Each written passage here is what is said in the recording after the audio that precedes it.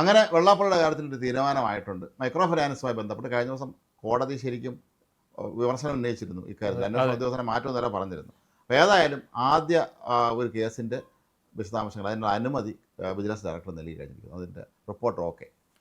അത് കഷ്ടകാലം വരുമ്പോൾ എല്ലാവർക്കും കൂടെ, ചൊക്കച്ചങ്ങായിമാർക്കെല്ലാം കഷ്ടകാലമാണ്. അതായത് പിണറായി വിജയൻ്റെ കൂടെ നടന്ന ആൾക്കാർക്ക് ഇപ്പം മനസ്സിലായി കാണും ദ റിയൽ മാൻഡ്രേക്ക് തന്നെയാണ് പിണറായി വിജയൻ എന്നുള്ള വിഷയത്തിൽ. കാരണം നമ്മുടെ വെള്ളാപ്പള്ളി നടേശന് മുമ്പ് ഇപ്പം ചന്ദ്രശേഖരൻ, ആർ ചന്ദ്രശേഖരൻ, INTUC സംസ്ഥാന പ്രസിഡന്റ്, തോട്ടണ്ടി ഇറക്കുമതി കേസിലെ 500 കോടിയുടെ അഴിമതിയിൽ ചന്ദ്രശേഖരനെ പ്രോസിക്യൂട്ട് ചെയ്യാനുള്ള അഴിമതി ഇപ്പോൾ കൊടുത്തിരിക്കുക. ഒറിജിനൽ മാൻഡ്രേക്ക് ഉണ്ടല്ലേ, അയാൾ നന്മയ്ക്ക് വേണ്ടി മാത്രം വന്നിട്ടുള്ള മനുഷ്യനാണ്. നമ്മുടെ സിനിമയിലെ ജൂനിയർ മാൻഡ്രേക്കാണ് ഈ മനുഷ്യനെല്ലാം പ്രശ്നം ഉണ്ടാക്കിയത്. അതെ, ഇവരെല്ലാവരും ഈ മാൻഡ്രേക്കിന്റെ ആളായിരുന്നു നമ്മുടെ കഥ. രണ്ടാമത്തെ സിനിമയിലെ മാൻഡ്രേക്കിന്റെ കൂടെ ആയിരുന്നു. നമ്മുടെ മലയാളികൾ വലിയൊരു വിഭാഗത്തിന് മാൻഡ്രേക്ക് ആരാണെന്ന് അറിയില്ല.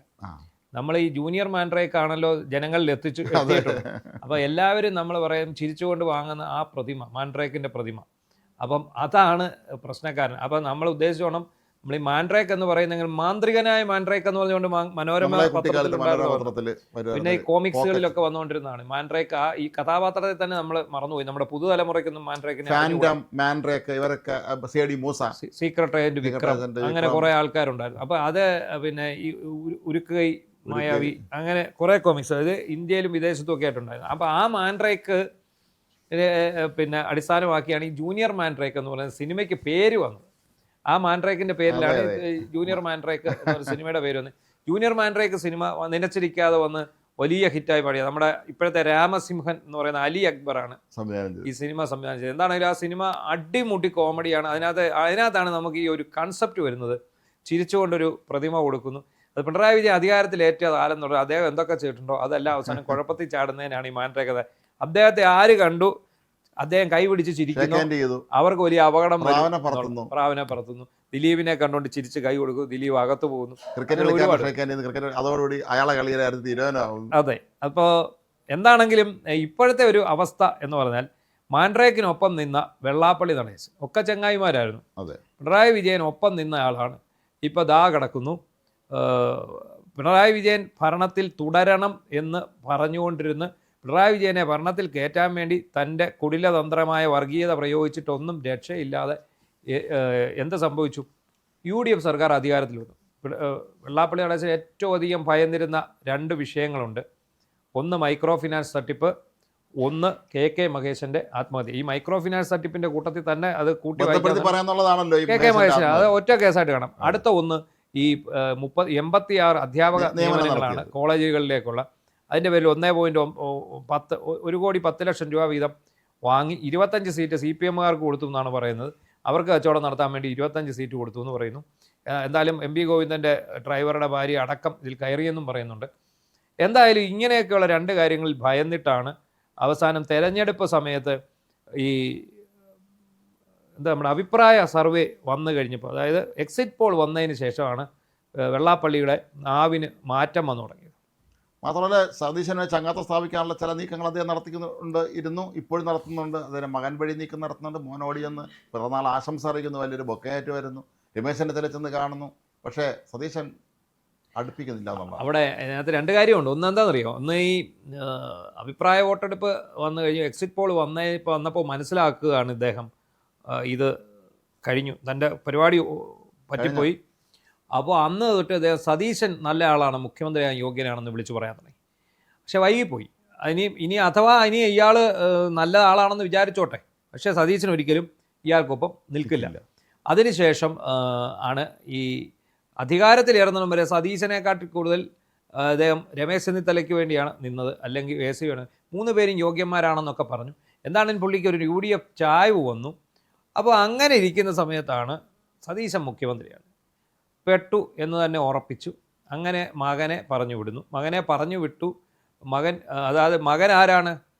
അവിടെയാണ് ഇവർക്ക് പറ്റിയ ഏറ്റവും വലിയ മിസ്റ്റേക്ക്. മകൻ BDJS-ന്റെ സംസ്ഥാന അധ്യക്ഷനും ഇവിടുത്തെ NDA മുന്നണിയുടെ സംസ്ഥാന കൺവീനറുമാണ്.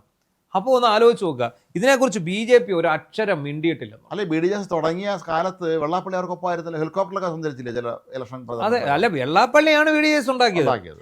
എന്നിട്ട് അയാൾ അതിൽ നിന്ന് പതുക്കെ തലയൂരിയതാണ്. തലയൂരി എന്താണെന്ന് വെച്ചാൽ പിണറായി വിജയൻ ഇയാളെ പിടിച്ചകത്തിടുക എന്നുള്ള ഒരു ഭീതി വന്നു.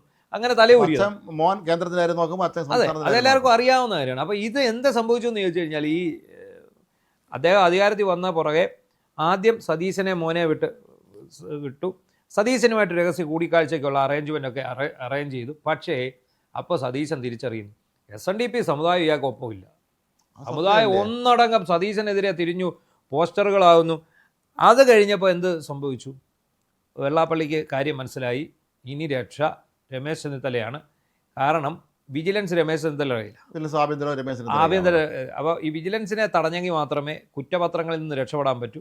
അങ്ങനെയാണ് മകൻ പോയി ചെന്നിത്തലയെ കാണുന്നത്. പക്ഷേ എന്ത് സംഭവിച്ചു? ചെന്നിത്തല അവിടെ ഇത് വിവാദമായെന്ന് കണ്ടപ്പോൾ ചെന്നിത്തല പതുക്കെ തല വലിച്ചു. പിന്നീട് കേരളാവധിയുടെ ഒരു പരിപാടി നടന്നതിനകത്ത് അറിയപ്പെടുന്ന ഈഴവനായിട്ടുള്ള ലിജുവും ഈ ചെന്നിത്തലയും പോയില്ല. എന്ത് സംഭവം? എനിക്ക് തോന്നുന്നു ഒരു പക്ഷേ നമ്മുടെ മുഖ്യമന്ത്രി തന്നെ നിർദ്ദേശം കൊടുത്തിട്ടുണ്ടാവും. അതിന് കാരണമുണ്ട്. ഒന്ന്, മുഖ്യമന്ത്രിയെ കണ്ടതും. രണ്ട്, നമ്മുടെ സാമൂഹ്യക്ഷേമ മന്ത്രി ബിന്ദു കൃഷ്ണ പോയി അനുഗ്രഹം വാങ്ങി. ആ അനുഗ്രഹം വാങ്ങിയതിനെ തുടർന്ന് ബിന്ദു കൃഷ്ണയ്ക്ക് വരെ കട്ടുത്ത സൈബർ ആക്രമണം തലേ വീണു. അതെ. അപ്പോൾ അതുകൂടെ ആയി കഴിഞ്ഞപ്പോഴത്തേക്ക് എന്ത് സംഭവിച്ചു? ഇവർ തമ്മിലുള്ള വിഷയങ്ങൾ പ്രശ്നമാകും. ഇയാളുമായിട്ട് പോയി കഴിഞ്ഞാൽ മുസ്ലിം ലീഗിന് താല്പര്യമില്ല. സതീശനാണെന്ന് തോന്നുന്നു ഇവരെ നിയന്ത്രിച്ചത്. എന്താണെങ്കിലും അതുകൊണ്ടാണ് അവർ രണ്ടുപേരും പോയത്. അങ്ങനെ ഇപ്പോൾ ആദ്യത്തെ കേസ് മൈക്രോ ഫിനാൻസിൽ ഇന്നലെ കോടതി വിമർശനം ഉന്നയിച്ചതിന് പിന്നാലെ 100 കേസുണ്ട്. ഇത് ആദ്യത്തെ കേസിൽ ഒരു കുറ്റപത്രം സമർപ്പിക്കാൻ പോവാണ്. അത് ഈ പരാതി എന്ന് കൊടുത്താണെന്ന് ഓർത്തോണം. 2016 VS അച്യുതാനന്ദൻ ഭരണപരിഷ്കാര കമ്മീഷൻ ചെയർമാൻ ആയിരിക്കുമ്പോൾ കൊടുത്ത പരാതിയാണ് മൈക്രോ. പ്രസിദ്ധമായ പ്രസംഗം ഉണ്ടെന്ന് ഓർമ്മയുണ്ടോ? VS പറയുകയാണ്. VS ഇങ്ങനെ അദ്ദേഹത്തിൻ്റെ സ്ഥിരം ആംഗ്യ വിക്ഷേപങ്ങളോട് അദ്ദേഹം സംസാരിക്കുന്നുണ്ട്. അദ്ദേഹം പറയുന്നു, നടേശൻ പറയുന്നത് എന്നെ തൂങ്ങി കൊന്നോട്ടെ എന്നുള്ളതാണ്. അപ്പം എന്നാൽ നടേശ ഒന്ന് മനസ്സിലാക്കിക്കോ, മോഷണത്തിന് ശിക്ഷ വധശിക്ഷയല്ല, തൂക്കിക്കൊല്ലലല്ല, ഇരുമ്പഴി എണ്ണുന്നതാണെന്നുള്ള VS തന്നെ ഇരുമ്പഴി എണ്ണിക്കുമെന്ന് തന്നെ ഓർത്തോണം. CPMന്റെ ഭരണം, VS അച്യുതാനന്ദൻ വലിയ പുലിയായിട്ട് നിൽക്കുന്ന സമയം, എന്നിട്ട് പോലും ഈ കേസ് അട്ടിമറിക്കപ്പെട്ടു. പിണറായി വിജയൻ അട്ടിമറിച്ചു കൊടുത്തു. കൂട്ടുകച്ചവടം പിണറായി വിജയൻ അട്ടിമറിച്ചു കൊടുത്തു. പിണറായി വിജയൻ അട്ടിമറിച്ചു കൊടുത്തതിനെ തുടർന്ന് ഇതിങ്ങനെ പമ്മി ഇരിക്കുകയായിരുന്നു. പക്ഷേ ഹൈക്കോടതി അന്വേഷണത്തിന് ഉത്തരവിട്ടു. അപ്പോൾ അതിൻ്റെ അന്തിമ റിപ്പോർട്ട്, കുറ്റപത്രം സമർപ്പിക്കാൻ ആവശ്യപ്പെട്ടു. ഇന്നലെയായിരുന്നു അവസാന സമയം കൊടുത്തിരുന്നത്. അപ്പോൾ SP ശശിധരൻ, അദ്ദേഹത്തിന് തന്നെയാണ് തോന്നുന്നു ഹൈക്കോടതി സ്വർണ്ണക്കൊള്ളയുടെ അന്വേഷണവും അദ്ദേഹത്തിന് തന്നെ. അപ്പം അങ്ങനെ ആദ്യത്തെ കുറ്റപത്രം വന്നിരിക്കും. വിജിലൻസ് ഡയറക്ടർ ഔദ്യോഗിക അംഗീകാരം. വിജിലൻസ് ഡയറക്ടർ എന്ന് പറയുന്നത് നമ്മുടെ മനോജ് എബ്രഹാം. 2014 വയനാട് SNDP യൂണിയന് 10 ലക്ഷം രൂപ വായ്പ നൽകിയതുമായി ബന്ധപ്പെട്ട് നടന്ന സാമ്പത്തിക ക്രമക്കേടിലാണ് ആദ്യ കുറ്റപത്രം.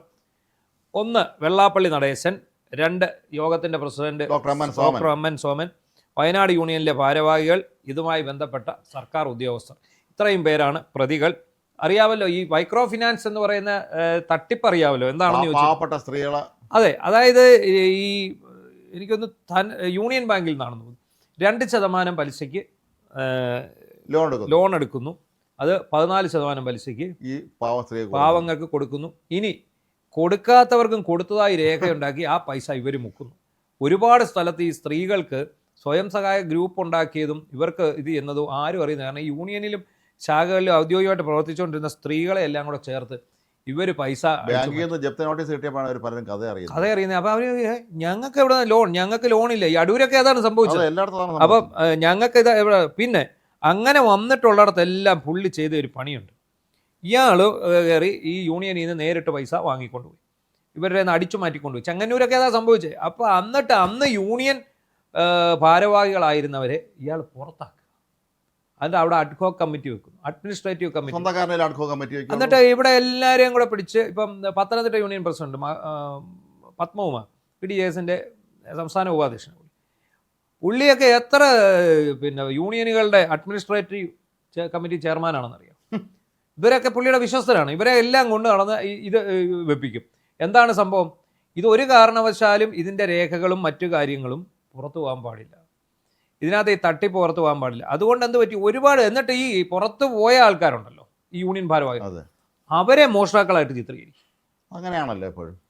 അങ്ങനെ ഈ മൈക്രോ ഫിനാൻസിൻ്റെ സംസ്ഥാന കോർഡിനേറ്റർ ആയിരുന്ന KK മകേശൻ്റെ തലയിലേക്ക് ഈ തട്ടിപ്പിൻ്റെ മുഴുവൻ വ്യാപ്തിയും ഈ തട്ടിപ്പിൻ്റെ മുഴുവൻ ഉത്തരവാദിത്വവും കൊണ്ട് വെച്ചപ്പോഴാണ് അദ്ദേഹം ജീവൻ ഒടുക്കിയതാണോ കൊന്നതാണോ എന്നറിയില്ല. അല്ല, എന്തായാലും ദീർഘമായ ഒരു കത്ത് 32 പേജ് കുറിപ്പ് എഴുതി വെച്ചതിന് ശേഷം എഴുതിയിട്ടാണ് അദ്ദേഹം മരിച്ചിരിക്കുന്നത്. അതിനകത്ത് എന്നിട്ട് എന്ത് സംഭവിച്ചു? ഈ മൈക്രോ ഫിനാൻസ് തട്ടിപ്പ് ആദ്യം അന്വേഷിച്ചത് ക്രൈംബ്രാഞ്ചാണ്. ഈ ക്രൈംബ്രാഞ്ച് ഉദ്യോഗസ്ഥർ, അന്നത്തെ ക്രൈംബ്രാഞ്ചിന്റെ ഒരു ഇൻസ്പെക്ടർ സന്തോഷും വേറെ ഒരു ഗോപകുമാറോ, അങ്ങനെ 2 പേരുടെ പേര് പറയുന്നുണ്ട് ഈ ഇദ്ദേഹത്തിന്റെ കത്തിനകത്ത്.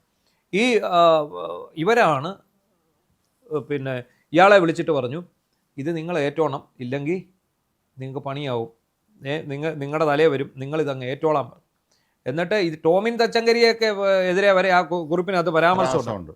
അപ്പോൾ ഇങ്ങനെ എന്ത് സംഭവിച്ചതെന്ന് ചോദിച്ചാൽ, വെള്ളാപ്പള്ളി നടേശൻ ഇത് മുഴുവൻ ഇയാളുടെ തലയിൽ വെച്ച് കെട്ടാനുള്ള തന്നെയാണ് ഇപ്പൊ വീണമോള് കാണിക്കുന്നത്. മറ്റേ ഇ ഡി കേസിൽ വീണമോള് മൊഴി പറഞ്ഞത് ഞാനല്ല, എനിക്കറിയില്ല, അടുത്ത ജീവനക്കാരാണ്. അതാണ്. അപ്പൊ എന്താണെങ്കിലും ഇങ്ങനെ ഈ പറയുന്ന പോലെ ഇയാളുടെ തലയിലോട്ട് കെട്ടിവെച്ചു. അദ്ദേഹം ജീവൻ ഒടുക്കിയതായി പറയുന്നു. ജീവൻ ഒടുക്കിയതാണോ അതോ തല്ലിക്കൊന്ന് കെട്ടി തൂക്കിയാണോ എന്നുള്ളത് കണ്ടെത്തേണ്ടതിരിക്കുന്നു. അദ്ദേഹത്തെ കുടുക്കിട്ട് VM സുധീരൻ മുഖ്യമന്ത്രിക്ക് പരാതി കൊടുത്തു. അത് അന്വേഷണം നടക്കുകയും ചെയ്യുന്ന കാര്യം ഉറപ്പാണ്. അതിലൂടെ വെള്ളാപ്പള്ളി വീണ്ടും ഈ വയസ്സാം കാലത്ത് കോടതി കയറി ഇറങ്ങേണ്ട അവസ്ഥയിലാണുള്ളത്. ഈ പ്രതികൾക്കെതിരെ അഴിമതി നിരോധന വകുപ്പുകൾ ചുമത്തിയിട്ടുണ്ട്. അതുകൊണ്ട് തന്നെ സംസ്ഥാന സർക്കാരിന്റെ പ്രോസിക്യൂഷൻ അനുമതി വേണം. ഇപ്പൊ ഈ ഇതിനകത്ത് തോട്ടണ്ടി അഴിമതി വന്ന പോലെ തന്നെ സംഭവിക്കും. അതെന്തായാലും അനുമതി കൊടുക്കുമോ എന്നുള്ളതിന് യാതൊരു സംശയവും വേണ്ട. അത് പിണറായി വിജയൻ അല്ല കേരളത്തിൻ്റെ മുഖ്യമന്ത്രി. നമുക്കൊക്കെ വേണ്ടപ്പെട്ട VD സതീശനാണ്, പൂക്കി സതീശനാണ്. അദ്ദേഹം ഒരിക്കലും അഴിമതിക്ക് കൂട്ടു നിൽക്കില്ല. പിണറായി വിജയനെ പോലെ ഒന്നും പൊതിഞ്ഞു പോക്കേണ്ട കാര്യം അദ്ദേഹത്തിനില്ല. അപ്പോൾ വേറെ 2 കേസിലും അന്വേഷണം പൂർത്തിയായിരിക്കുകയാണ്. ഇനി 70ഓളം കേസുകളിൽ അന്വേഷണം തുടരുകയാണ്. ഇത്രയാണ് ഇപ്പോഴത്തെ ഇതിൻ്റെ ഒരു സ്റ്റാറ്റസ്. സംസ്ഥാന പിന്നോക്ക വിഭാഗ കോർപ്പറേഷൻ, ഈ പിന്നോക്ക വിഭാഗ കോർപ്പറേഷനിൽ നിന്നാണ് ലോൺ. അത് ഈ യൂണിയൻ ബാങ്ക് മുഖേനയാണ് ഇവരെടുത്തിരിക്കുന്നത്. SNDP വഴി കോടികൾ വായ്പ എടുത്ത് അട്ടിമറിച്ചു. 15 കോടി രൂപയുടെ തട്ടിപ്പായിരുന്നു അന്ന് ഇദ്ദേഹം പറഞ്ഞു. 15 കോടിയൊന്നുമല്ല, അതിലൊക്കെ മാത്രമല്ല ഈ ബാങ്കിൽ നിന്ന് ഇത്രയും വലിയ തുക ലോൺ എടുക്കുമ്പോൾ ലോൺ എടുത്തതിൻ്റെ ഇടയ്ക്ക് നിന്ന നോഡൽ എന്നുള്ള നിലയിൽ SNDP യോഗത്തിന് ഭാരവാഹിക്ക് കമ്മീഷൻ കിട്ടിയാണ് ഉണ്ടാവും. പിന്നെ മാത്രമല്ല ഈ പൈസ ഇവരുടെ കയ്യിലല്ലേ വരുന്നത്, ഇവരുടെ കൈ വരുന്ന ഇവർ തൂർത്തടിക്കുകയാണ് ഇത്. എന്നിട്ട് എന്താണ് സംഭവിക്കുന്നത്? നമ്മൾ ഈ നേരത്തെ പറഞ്ഞ പോലെ SNDP യൂണിയൻ്റെ ഭാരവാഹികളെ എല്ലാം ഒഴിവാക്കുന്നു, എന്നിട്ട് അവരുടെ തലയ്ക്ക് കൊടുക്കുന്നു.